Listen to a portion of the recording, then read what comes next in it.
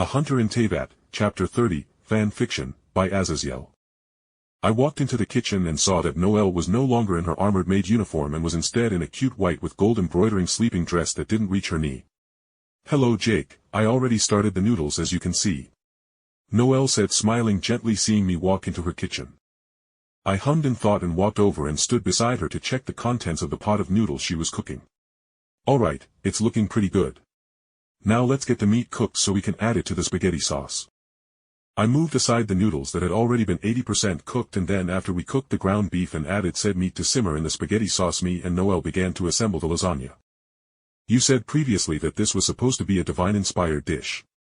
So, should we be praying as we make this?" Noelle asked me innocently, and I imagined sending prayers to Raiden Shogun and Zhongli and their expressions as they realized our prayers were about a dish that had absolutely nothing to do with them. Venti would probably just laugh and ask for a plate, shamelessly taking advantage of it being supposedly in honor of the gods. "If I were to pray to any god, I would pray to the stove god Guoba," I said, smiling at thought of the fated god, teddy bear god that was following that chef Xiangling around. Plus, he literally shattered his consciousness into thousands of pieces, forming smaller bodies in order to protect the humans he was protecting and guiding to a better land. Said people would actually end up founding Liyue Harbor, the most prosperous land in the world of Teyvat. "Oh, you know about the gods outside of the 7 archons?" Noelle asked lightly. We stood closely to one another as we were stacking the lasagna layers, sometimes bumping into one another, and I noticed she had taken a bit of a blush from the steamy food, which was a contrast to her silver hair and pale complexion. I nodded to her question, and I considered if I should drop some interesting lore, but decided to simply leave it in her hands if she wanted to know more. Well, yes. The times leading up to the Archon War was a far different time in comparison to the current days of general peace we have today.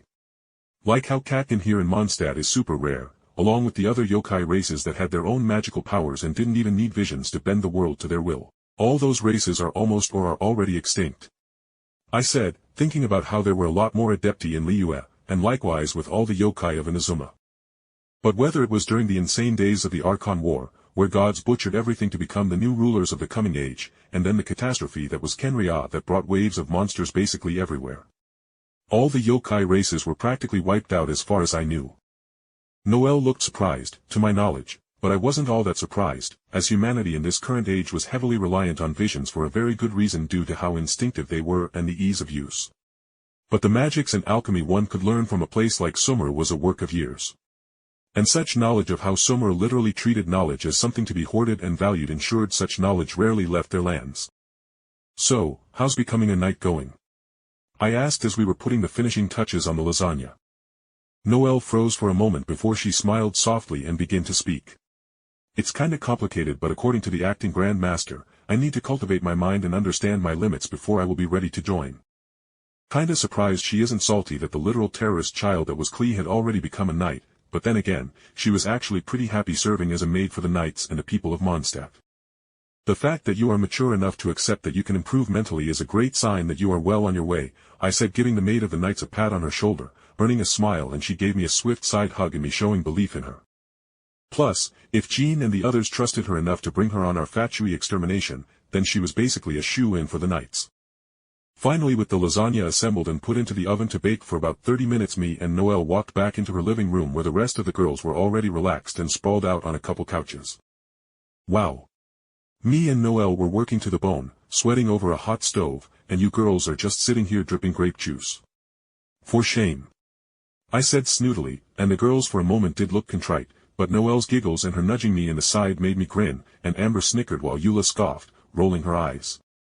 After sitting down beside Lumen, I looked over to Eula and saw that she was also wearing a sleeping nightgown, but it was colored a light blue and exposed her cleavage. "So, Eula, me and Lumen know a good bit about Noelle and Amber. Can you tell us a bit about yourself?" Lumen and Paimon perked up from their conversation with Amber about the pros and cons in hunting animals with a sword versus a bow and arrow. Eula's face twitched at my question, and I realized how open-handed my inquiry may have looked, but before I could backpedal, she took a swing of what I realized was actually wine, as was shown when she had a slight blush on her face as she shook her head to clear away the taste. "Oh, as you may have noticed, I am a member of the Lawrence clan. And disregarding their issues and the general opinion the people of Mondstadt hold for me and my clan, I enjoy reading and playing on my bone whistle," she said lightly, and Lumen nudged me as she leaned forward. Honestly, us three have little care for your connection to the Lawrence clan as we are, to put lightly, foreigners to Mondstadt, so don't worry about us being prejudiced or whatever.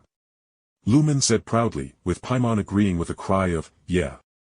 Eula covered up her embarrassment at our encouragement by covering up one of her eyes and sighing loudly, muttering something about us being impertinent or something before she spoke up.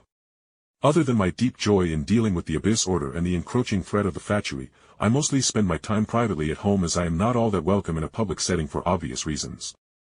Honestly, that makes sense as even the lady who runs the Good Hunter restaurant, we are always going to, used to refuse Eula service. It got bad enough back when she was younger that she needed to hunt her food outside the city as though she was Naruto in some bad fanfiction where the villagers wanted to starve them to death. So, what kind of food is your favorite? Oh, and what is yours, Amber? I asked, seeing how Amber looked a bit unsettled at the mention of the factory and what we did today. Eula and Amber then told me about their favorite foods, with Eula saying how she enjoyed lighter foods unless she was properly settled in for the day, as heavier foods would make her feel ill if she trained or needed to fight. Whereas Amber went into a long-winded explanation about outrider steak, was a cooking technique where you cook the hell out of one side of a steak, never flipping it, and afterwards you scrape off the burnt parts and dip it in some kind of sauce. But as I was talking to the girls, I grunted as Lumen nudged me. How's the food? I froze and kinda felt depressed for a moment as I realized I didn't have my old egg timer I had in my previous life that would keep me from burning both my food and my house down. Let me go check, I said, standing up to go back into the kitchen, and I heard Noelle quietly excused herself as she went to follow me. Please like and subscribe to this YouTube channel for listening and patreon.com/Azazyel to read all of his stories.